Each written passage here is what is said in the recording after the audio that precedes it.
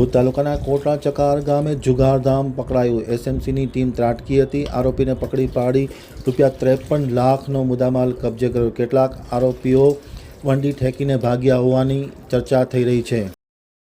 ભુજ તાલુકાના કોટડા ચકાર ગામે એસએમસીની ટીમ ત્રાટકી હતી અને જુગારનો જે ખાટડાઓ ચાલી રહ્યા હતા તેના ઉપર દરોડો પાડી કુલ ₹53.31 લાખના મુદ્દામાલ સાથે આરોપીને પકડી પાડ્યા છે અને કેટલાક આરોપી નાસી જતા તેમની સામે ગુનો દાખલ થયો છે।